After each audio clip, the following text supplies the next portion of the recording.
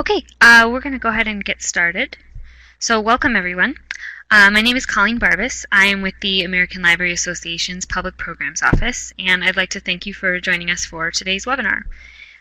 Just a few notes. If you experience any technical difficulties during today's presentation, please send a private message to our technical support, Angela Hanshaw, describing your problem. And to send us a private message, click on the name Angela Hanshaw at the top of the attendees list and select Start Chat With.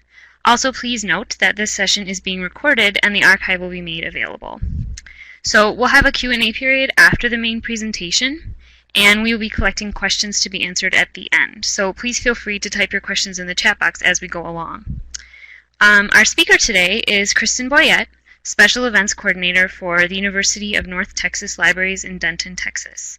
Kristin started her library career in technology, serving as the project coordinator for UNT Library's Multimedia Development Lab, focusing on user interfaces, usability, and strong customer interactions. When the libraries decided to expand their outreach and programming into a full-time position, she jumped at the chance.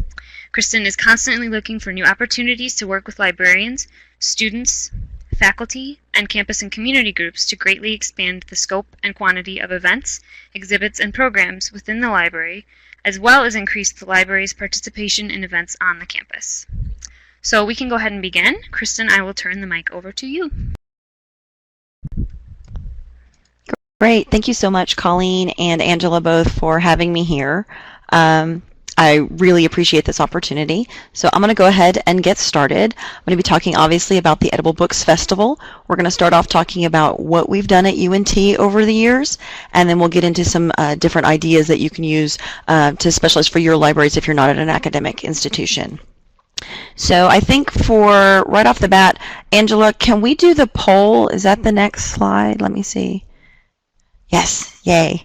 Okay, so I was just kind of get a quick idea of where everybody was in terms of edible books. So if you could please vote, have you ever heard of the Edible Books Festival before registering for this program? Were you totally unfamiliar, had heard of it, never seen or participated, had attended an event, or had actually entered a work into the competition? And I'll give everybody a second to play with the poll there.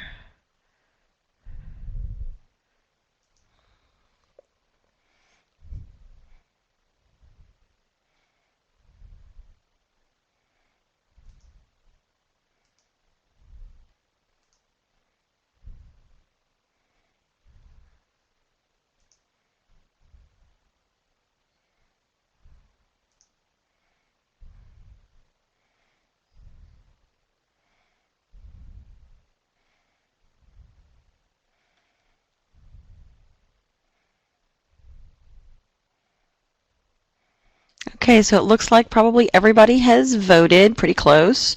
A lot of people unfamiliar with it. Some people had heard but not participated. One attended and one entered, so that's fabulous. So we have a lot of new people, so that'll be great. So hopefully you'll get a lot out of this.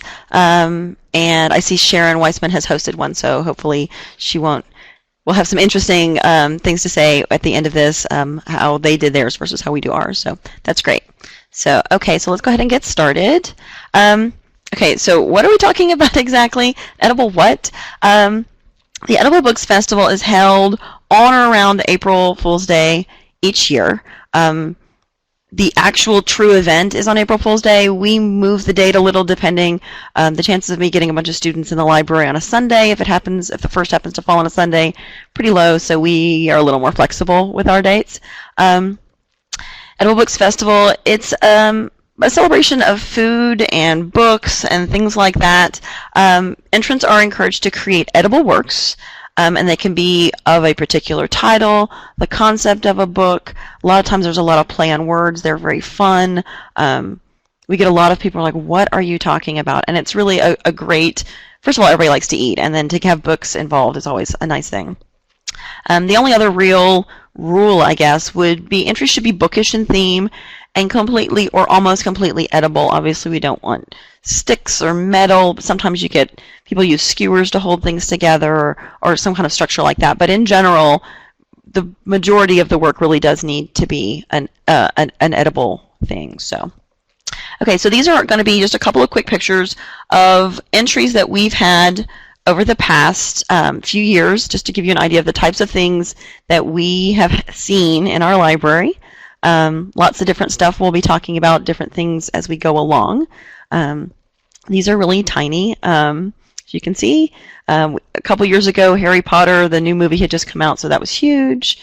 We had lots of Harry Potter entries. Again, some kind of twists on different things. Obviously, this one, the title is being represented as opposed to being more literal. This one is one of my favorites. It's Life of Pie, and it starts off with the ingredients, and then it goes through how you bake a pie, and then it's all gone. So these are some people participating. This one was made entirely out of Rice Krispie treats and M&Ms. Cloudy with a Chance of Meatballs. It was actually cake, but it looked an awful lot like a pile of meatballs. Lots of Dr. Seuss because of the colors, obviously. So a little bit of background into the event. It is an international event. It was conceived of by Judith Hofberg and Beatrice Coran in 1999 over Thanksgiving dinner with book artists. And it kind of, I guess, grew from there. The first Edible Books Festival was actually held in 2000, and it's been held annually ever since. Dozens of events are held around the world each year, and there is actually a website dedicated to the Edible Books Festival. It's www.books2eat.com, and you can register there. They have a Facebook page, so there is some way to to get that out there. Usually it's a lot of, we're going to be participating. They've had a map in the past years where they have locations of different libraries participating. So why April 1st? Jean-Anselme Brillat-Savarin, who was considered one of the fathers of the gastronomic essay, so writing about food as opposed to cookbooks and things, was actually born on April 1st. He is most famous for his work, The Physiology of Taste, and is known for the quote, "Tell me what you eat and I will tell you what you are," which again I think is really great and fits really well into the edible book theme, because you have edible and then it's books, but then you're eating it, so you're taking these things into yourself. So I guess you could get really philosophical about the whole thing, but that is one of the reasons April Fool's Day combined with this father of the gastronomic essay, it just seemed to work out really well. So I see a really quick question while we're here. We did not invent the Edible Book Festival. This is an international event that goes on everywhere. We have it here, but we certainly don't have any sort of trademark on the name, the Edible Book Festival. So, okay, so what have we been doing? This year was actually our 10th year of participating in the event. Originally, it was done in our rare book room, which is really, looking back, absolutely insane. We have our rare book room, and it's full of people eating cake and drinking Cokes, and what were we thinking? But it was the space we had. It was our nice kind of smaller event space. And most of the entries were from library staff members. Happily, we've grown a lot in those 10 years. In 2011, we moved out of the rare book room and into our large first floor event space. It was we had created it, and then that was one of the first big events we actually had in there. And that year we actually attracted, I think, over a dozen entries. I want to say 15, and had more than 75 people attend. Most of them were students. Some of them came with the people who had entered the competition to help vote. A lot of people were just walking by and got excited and said, "Hey, there's food. Let's go in and see what's going on." So real quick, just so you know where I'm coming from and what I'm dealing with, we are a state institution. We are in Denton, Texas. Population just over 100,000 people. The DFW area, Dallas-Fort Worth, which we are technically a part of, is well over 6 million people, so we have a lot of people. Bachelor's programs, master's programs, doctoral programs, about 35,000 annual enrollment between graduate and undergraduate. So just kind of gives you an idea of our population and the type of people we can attract on our campus. So who are we looking for to participate in this? I would say, especially starting off, if you want to do this, participation from library employees is absolutely critical. Those first couple years, just having a couple of entries that you know from your coworkers, you at least know that you're going to have a few entries. Getting people to come in and eat is pretty easy. Getting people to, commit to the time and the creativity to create a work, that's a whole different animal. So if you can get library employee participation, even just 2 or 3 works, that will save you. We have had UNT faculty and staff enter entries, not real particularly often, but we do have occasionally, and they are certainly welcome to participate. A real great strength in the past couple of years, and I think why we've had such large numbers of entries in the past few years, is we have a hospitality management program here on campus, and we've had really great success partnering with faculty members from that program. They gave extra credit to some of the students who participated. So we get these great entries. They bring their friends to vote and see how they're doing. So we have huge attendance numbers, great participation, which is fabulous. And of course, it's a great community outreach opportunity. Every event in the past few years, we've had at least a handful of people come from off campus to the library just to see this event. Our local press picks it up, both the campus paper and the Denton paper pick it up. They love this event. They love coming out. It's kind of an interesting story. It's kind of new. So we regularly get parents, homeschool kids come in with their parents just to see what's going on. Moms with, younger kids come in just to check it out. So, and of course, we're open to everyone. So it's a really great opportunity to have a lot of different people in our building and checking out what we can do. So, okay, so what's it going to cost me to do this? What's really required? Obviously, first and foremost, you have to have food and beverage allowed in your library. If you don't, that's really kind of a sticking point since it is kind of a food-based event. We're really lucky in that we have no restrictions on food and drink in the library, so it's not a problem. There is a cleanup factor that must be taken into account after the fact, but in general, we don't have any problems with that. We have students here during finals, and they camp out with their pizzas, so this really is not nearly as bad as some other events we do. Costs are really minimal. We provide drinks, napkins, plates, forks, things like that, because the food that we're going to be feeding all these people is coming from those entrants. We have a coffee shop in our library, so I can get coffee from them from our in-house cafe. If you don't have access to that, you can get cases of water, 24 bottles for $2. So that's always a great opportunity there. Paper plates, napkins, forks, easy. I would say I probably spend maybe $30 on this event total. We do most of our marketing electronically, so we don't have a lot of flyers to print out, things like that. So it is a really cost-effective event from our perspective. And then you need some time to do it. There's a little bit of setup time. There's obviously some cleanup time. We usually host our events after lunch, kind of in that afternoon slump. We give about 30 to 45 minutes to people to view the entrance. We then eat the entries, so probably 30 minutes there, and then the last 15 minutes we tabulate the votes, finish up our little certificate prizes, and we announce the winners. So probably we'd start the event officially at 2 o'clock, end at 3:30, maybe 30 minutes for cleanup and 30 minutes for setup. So kind of minimal time requirements, minimal cost requirements, which is really great. So, okay, so what do you need to do? I mean, like step by step, what have I got to do? Okay, so advanced prep. You got to have the room. We have the luxury of this great space. You can't even see all of it in this picture. It's glassed in. You can see the glass wall there on the left. It goes all the way around so people can see it. It's on the first floor. It's right in the middle. It's great exposure, people walking by. And there's no materials in this room. There's a case there, that glass case over kind of in the right-hand corner. But in general, this is an event space, so we don't have to worry about cake or anything else like on our materials. We obviously have a lot of tables. These are rectangular tables. We had these, I think this was 2011. In 2012 and 13, we used round tables. I would recommend having a lot of tables. We've got 2 or 3 entries per table. You don't want to crowd everything together. You want people to be able to see them. You don't want them all bunched up around tables. So probably as many tables as you can reasonably fit and walk around in your space would be great.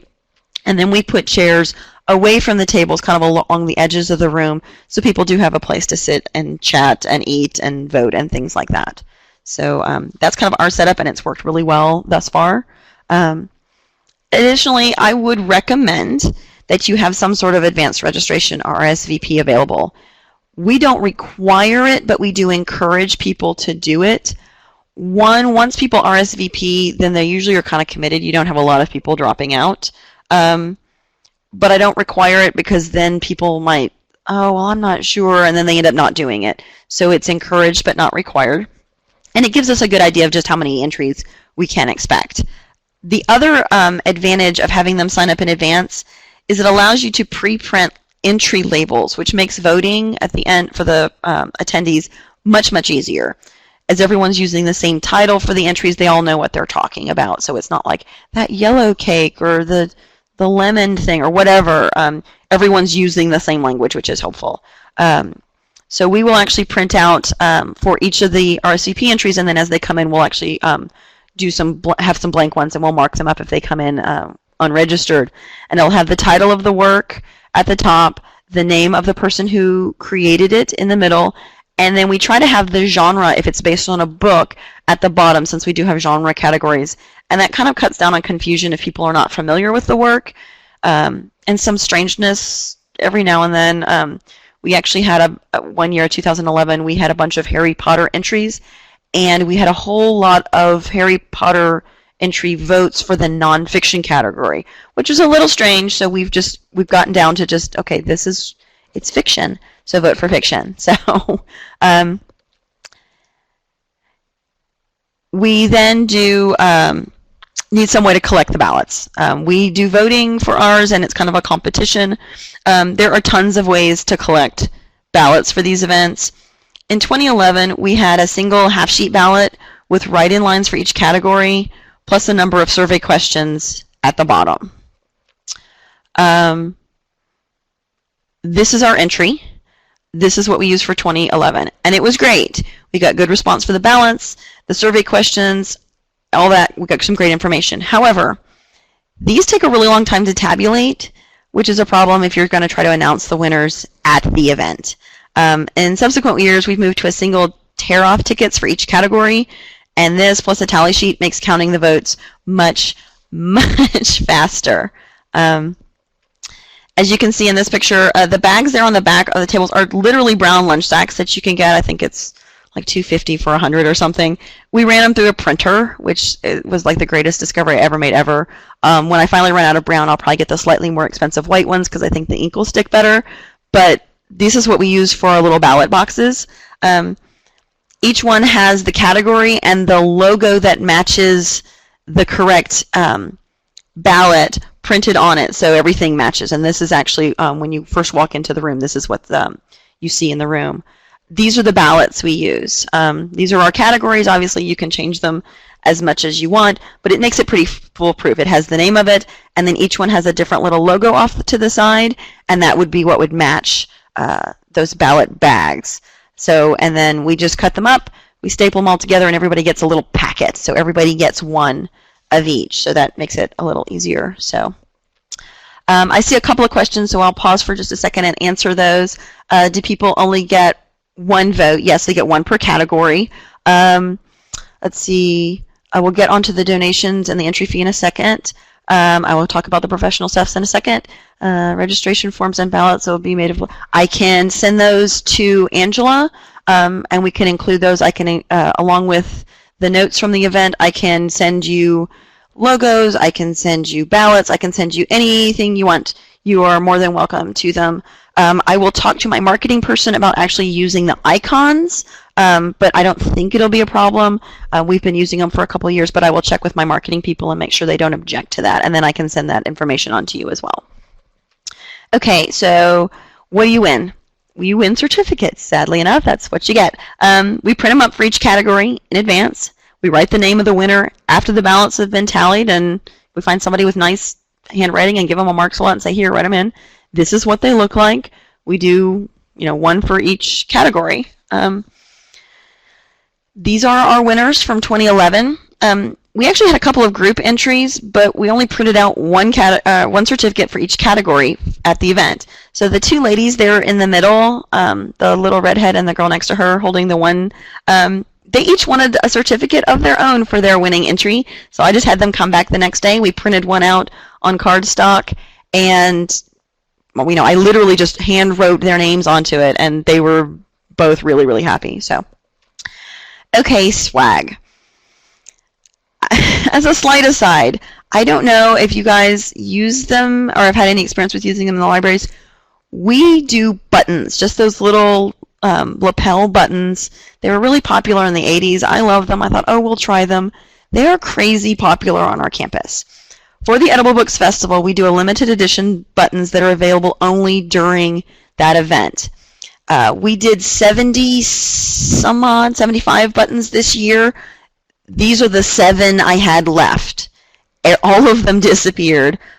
Some people take one, some people want one of each, but they're crazy popular, and they're, like I said, they're only available at the event every year. So we do these, and then they go away again. And we always have, and again, these are the same logos that we're using for the ballots, we're using for the ballot boxes, that we're using for all of our marketing, so it's very, very consistent. So, okay, so how do we know how well we're doing? Well, assessment. Since we moved into our larger space, we get a ton of people. A lot of it's just walk-by stuff. 90% of the people who pretend obviously are just coming out to judge and eat and figure out what is going on. From that ballot that we did in 2011, which had survey questions on it, we had really great feedback. One of the questions we asked was, how did this event affect your view of the libraries, positive, negatively, or not? And we had so many people who didn't know we even had outreach events in the library. Some of them didn't know you were allowed to have food. They were amazed that we were giving away. They love, the food. We had such a great, fun event.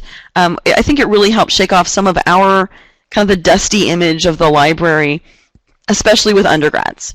So for us, not a big time commitment, not a big money commitment. A lot of fun, great press. Students love it. For us, it's like, oh, this is, a no-brainer. See, another quick question about the buttons. We actually have a button maker that we got from Dr. Don's Buttons, and I think the website for that is like buttonsonline.com or .net. And I make those myself. It's got the little cutter, it's got the press, things like that. So for event specialty buttons, we do for a couple of different events throughout the year, we'll just make our own. To make 76 buttons, I think it takes me not even an hour, not even close. I think it's more like 20 minutes. So it's pretty easy. We usually have student assistants take care of them, and they're pretty easy and inexpensive to do. So, okay, so where are we going? Future. I'd like to expand who we are getting to come in to participate, who are entrants. It's always challenging. People who want to judge and eat are easy. People who want to bake a cake or create something, some edible thing, or have that idea is a little more tricky. So we're looking next year to reach out to student groups to have more of those collaborative entries where it's not just I made one, but me and my sorority, or me and my student organization, maybe the sports groups, and see if we can't encourage them to participate. And if we get enough participation, we're looking at adding a new category, which should be, go to an organization rather than an individual. We've also have considered, as I mentioned earlier, having a professional category and encourage local bakers to enter, particularly home bakers. I mean, obviously we're going to let commercial bakers, if they want to come participate and bring something amazing in, we're going to allow that. But we'd probably have a separate category for that, where it's their own, they can't take home everything. Just because that's what they do for a living. But we're going to see if we have enough interest from both our local bakeries and any home bakers who do things like that to see if they would want to participate in this event. And finally, this comes up every year, real prizes. Would we have more participation if we had quote-unquote real prizes instead of just our certificates? We've had great response to the certificates. We take the picture of the winners, things like that, but we are investigating the possibility of having quote-unquote real prizes and see if we can advertise those in advance if we would get a few more entrants.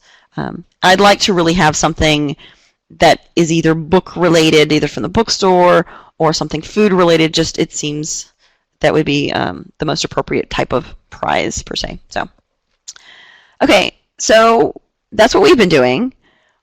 hopefully by now you guys are excited and thinking about, oh, I want to do this, or how do I do this, or that's great, you're at a college, but what do I do? And there are so many different directions that this event can go. We've gone this particular way, but this has been over 10 years. It didn't start this way. We've kind of evolved as we've gone along. So to start with, school libraries. I've talked to people about this at school libraries, like, oh, that's a great idea, but what about little ones? I think that you could do that certainly with little kids, as first grade, even kindergarten. Say, for example, the third grade of a elementary school has 3 different language arts classes. What if the kids from each of those classrooms worked on a single entry and then they competed against other classes? Then you have the third grade's class versus their peers, fourth grade classes, things like that. So they work on it as a group. You could encourage students to create works based on books they've read during the year, or even a single assigned book that everyone was, had to read. Okay, everyone is going to do, wants to do an entry, or do it as 4 kids want to participate over here, so we'll put those 4 together, and these 3 together, and these 4 together, and they can all do kind of group projects as well. My thought on it is, if they can do one of those gingerbread house kits at the holidays, then surely they can do the Edible Books Festival. Maybe they're not going to be building, these big elaborate fondant covered cakes, but you could certainly give them, a large round or rectangular cookie and some decorations and see what they can do, or cupcakes or things like that. Lots of different candies and icings and things, and see what they could do like that. Rather than having those genre categories, because they're probably all going to pick children's books, have age group grade categories. If you wanted to have it a school-wide event, have the teachers and administrators pick the winners for each grade, and then have the students pick the Student Choice Award. Do things like that. Again, if the class is reading a book, have that be their one. I really think that anyone can do this. It's not like it needs to be something where they're baking. It doesn't have to be that elaborate, especially if you're going to be doing little ones. So, public libraries. I just can't imagine who wouldn't be a good audience for the public libraries to participate. It's kind of a sky's the limit sort of endeavor, assuming you have the space for it. You can get those local home bakers, the professional category like we talked about. You could still have students participate, high school students, elementary school students, preschool students, do families where if, mom wants to bake a cake and the kids want to, decorate it or whatever. And it could even go beyond April 1st. If you wanted to start early, bring in a cake decorator like, I know that like Michael's and those craft places sometimes have Wilton cake decorating classes. Well, see if you couldn't get someone to come in and do like a little mini workshop or demo the week before the event to get some people inspired and give them some ideas. You could certainly turn this into a much bigger event, a much larger program. Put out displays of cookbooks, cake decorating things, all that kind of stuff that can do that. Interestingly enough, I've had people ask me when they were RSVPing how long they would have to decorate their cake. And I guess they were thinking it was going to be kind of like one of those cooking shows on like the Food Network or something, where you're going to bring in your cake and you have an hour to decorate it. We certainly don't do that. I think that would be absolutely crazy, but that is always an option. If you wanted to do it where it's like, okay, we're going to watch you guys decorate this cake. I can't imagine. It sounds like so much work. Or maybe do it where, okay, we're going to give you a theme on, Friday, and on Monday we're going to judge, how well you reach the theme, or so many different ways you can do it. This is how we do it, but certainly don't want to limit you to that. I mean, the sky's really the limit for this one. Okay. We don't do this, but I have seen, I believe it's in New York, a library chose to auction off the entries at the end rather than eat them. And that was a fundraiser for the library. So everyone entered, and they had some elaborate cakes, and then people, did a kind of a silent auction at the end and got money for the library. There was a question about charging entry fees. When we first started this event, there was a small charge for entrance and a slightly higher charge for people who just wanted to eat. However, we kind of felt like the charge was limiting our participation and our attendance, particularly people entering the competition, because it's like, okay, so I'm going to spend all this time and all this money and effort to bake a cake, and then I've got to pay to enter it, and all I'm getting is this lousy certificate. And the costs for the event, like I said, are pretty low. It's not like it cost us a whole lot. And the money we brought in really wasn't that significant. In fact, a lot of times it wouldn't even offset the cost of having the event. So all it was really doing was driving down participation. So we ended up stopping charging for it about 3 or 4 years ago. And I think that has really helped with having students' participation, because if you think that $4 or $5 entry fee isn't a lot, ask a college student how much food they can get at Taco Bell for $5, and you will understand just how much that entry fee means to them, especially, you know, if you're not going to have some sort of cash prize where they can recoup it or something like that. Another option I would think for especially school libraries is similar to that New York Public Library where they auction it off, is do it in conjunction with the PTA. You know, do a cakewalk or do that kind of auction with the PTA to raise money for the library or PTA or more books or whatever you wanted to do that for. But then you have, you know, moms and dads, and they've got their kids' entries and, you know, voting for it. Mom, you have to get the cake. And so I think that it could be a really good way to do that and a lot of fun. Slightly different than the standard, oh, I brought my chocolate cake, auction it off at a cakewalk kind of thing. And again, finally, prizes. If you can put together real prizes, they're appreciated. Like I said, we put them up on our Facebook page and say, look, these people won, and we take pictures of their entries and then say these people won for this category, and we just kind of do that. And we've certainly never had any student complain. It's like, is this all I get? They're just excited that we announce them there. A lot of times they'll get on, like I said, local TV. We'll have our campus TV station came out this past year. We had a local cable access channel come out. We had 3 different film crews out at our last event just last month.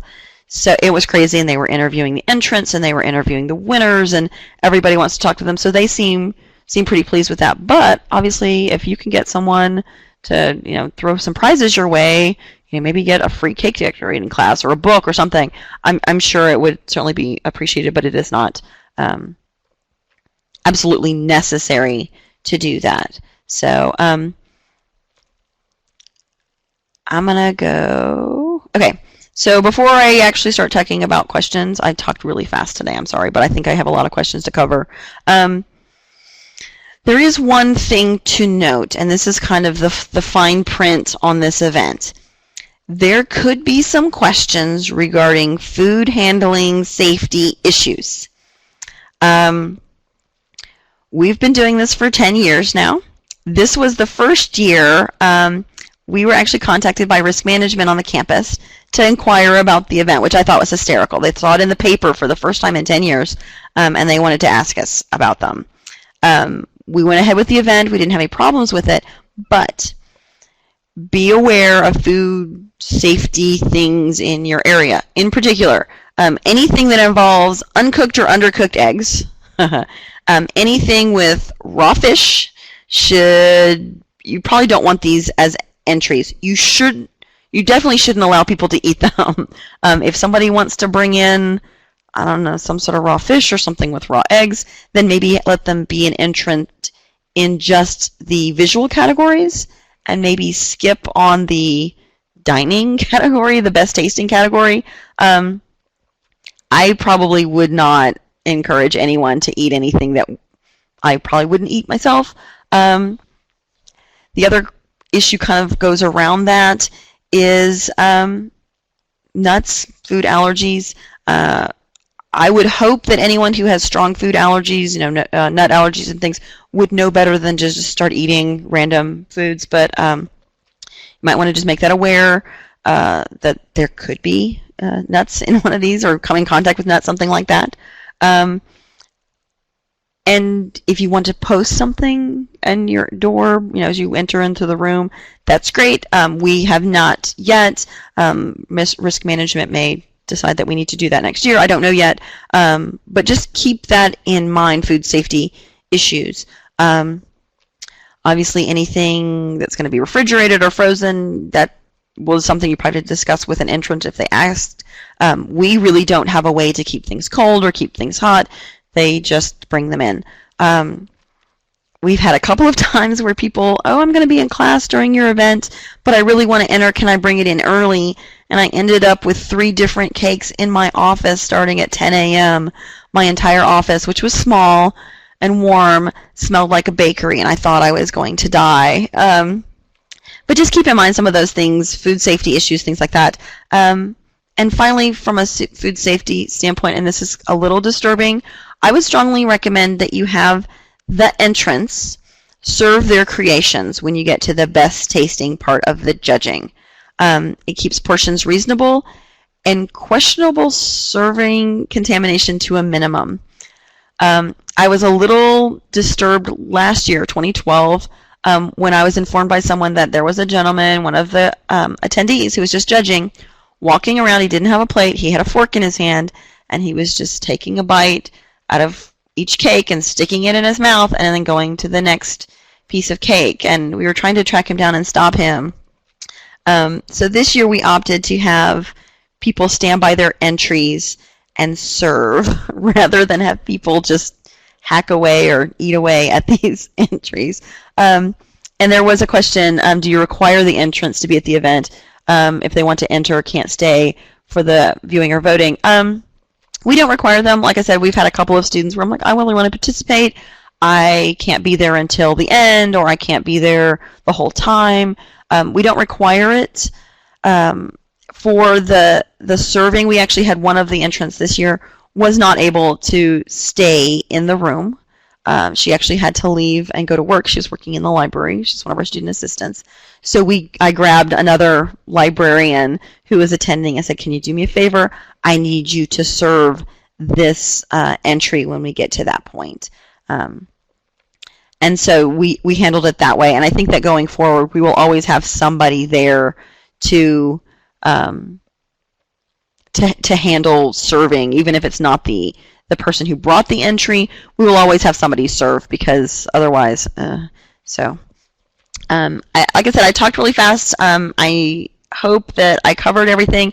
If you guys have questions, I love talking about this event. So if you have any questions, if you want to go back to one of the slides, you want to look at the different categories, talk about what we do, what's worked, what hasn't, I'd be happy to do that. So I'm going to watch the questions. And then I don't know if I missed any questions. I was trying to keep an eye on them as they went by. So let's see. Are attendees getting to sample each entry? Are they judging the winner based on the design or on taste? Let me go back to actually our ballots to answer that question.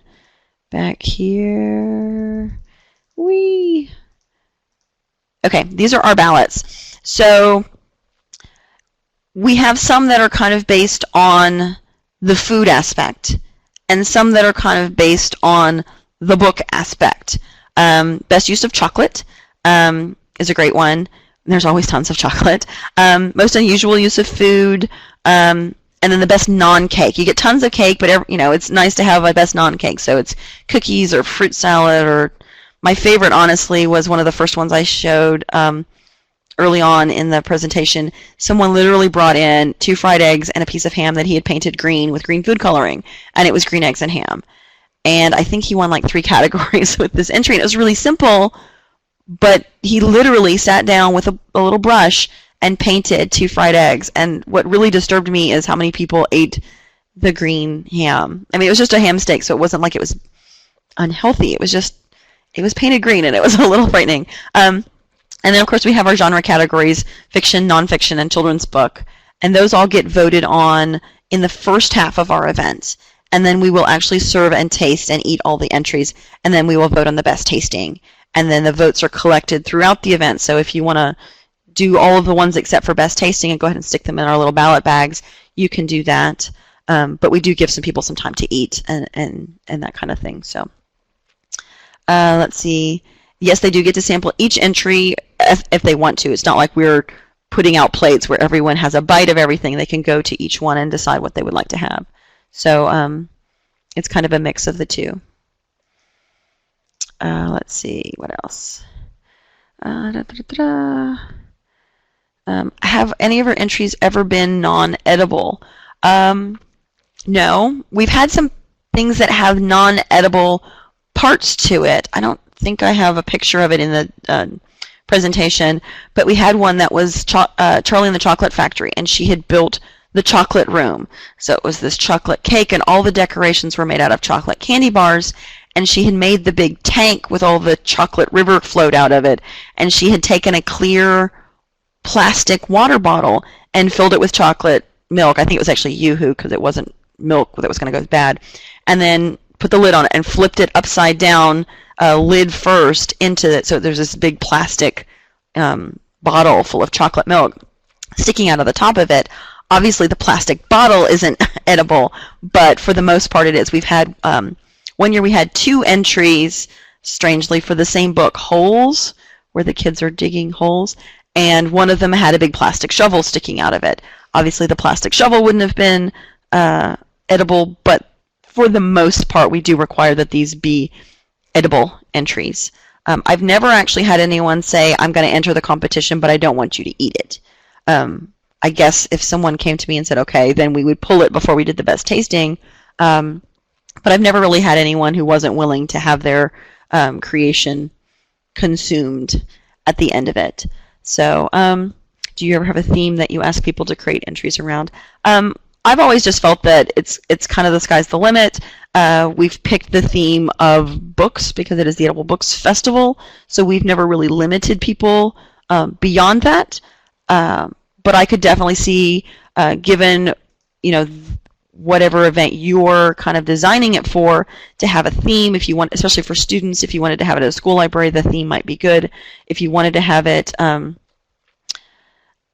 a different time, maybe around something like that, as part of a larger event, something like that, if you wanted to tie it into Earth Day or Halloween or spring or whatever you wanted to do, then you could certainly do that. We've never done it, and we kind of get a lot of different entries. We get some that are very literal, like we saw the Cat in the Hat one.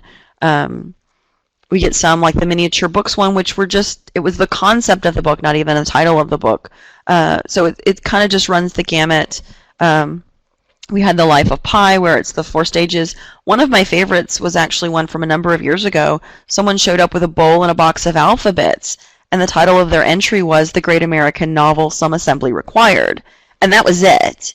Obviously, nobody was really particularly interested in having a bowl of cereal and eating dry cereal, but that was their contribution, and of course I thought it was hysterical, and it's one of my favorites to date. I like the snarky tongue-in-cheek ones. But so in terms of theme, no. Yeah, the alphabets one really didn't require any cooking or effort other than just being really clever and coming up with that. But we didn't see any reason to not include them in the competition because they didn't put enough effort into it. And I would say certainly that, especially if you wanted to deal with younger students, things like that, that maybe allow them to say, okay, well, go to the bakery, and if they want to buy cupcakes and decorate those rather than having to make them from scratch. We don't have any rules about where the food has to come from. It's not like you have to have made these cookies from scratch. If you wanted to make Oreos and do that, that's fine. In fact, let me see if I can go back far enough to find them.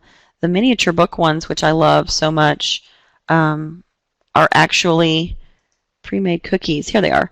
They're just these little chessmen cookies, and there's 2 of them, and then these are those vanilla creams. Like there's these layered bar cookies, and then he wrapped fruit leather around the edges of them for the spine and did these are the chess cookies, and I think these are like some sort of ginger crisp cookies. So everything was purchased. He just kind of fancied them up, and then I think glued everything together with a little bit of icing. So we weren't very specific. We don't really care. It's like, oh, well, he didn't make the cookies. I don't care. I think they were really clever and cute, and they were literally a miniature book. I think they were, a couple of inches high maybe. So we don't have those kind of restrictions. It has to be done. I prefer it not have to be refrigerated because we have limited refrigerator space. We did have one girl who brought in the Very Hungry Caterpillar as her entry, and it was a caterpillar made out of fruit. She had cut up in different shapes a bunch of different fruit and lined it out and just called it the Very Hungry Caterpillar, and then had brought along to eat with it sherbet, which was a huge pain, and I will never ever encourage anyone to do that again because of course it started melting as soon as we took it out, and by the time we got around to eating it, it was kind of like slush, but she wanted something to go along with her fruit and to make it a little sweeter, so we let her have the sherbet. So are there any other questions? Is there anything I missed? I know there's a couple of people talking about having it over the summer. Definitely, especially for public libraries, if they're going to be doing children's programming. Obviously, I think the summer's a great opportunity to do this because they're bored, they're out of school, things like that would be a good opportunity. And like I said, we do it on April 1st because that's when the International Festival is, and that's when we've always done it, but there is certainly no reason in the world you couldn't do it at a different time during the year. So whenever you'd like to do it. Did I cover everything? I'm trying to scroll back and make sure I've covered all of the questions. I will get with my marketing people and see about providing the graphics that we have designed for this event. And assuming that's acceptable, I will get that information to Angela as well as the notes and the ballots and things like that. So that may be it. Anyone? Okay, well, I guess I will turn it back to Colleen and Angela. Thank you all so much for joining me. My contact information is at the beginning of the program on that first slide, so if you have any questions for me, I love talking about this event, so if something comes to you, I am more than happy to get emails. So there it is. So kristin.boyett@unt.edu. Hope you all enjoyed it and I hope to hear from you and hear what you all are doing with the Edible Books Festival at your libraries.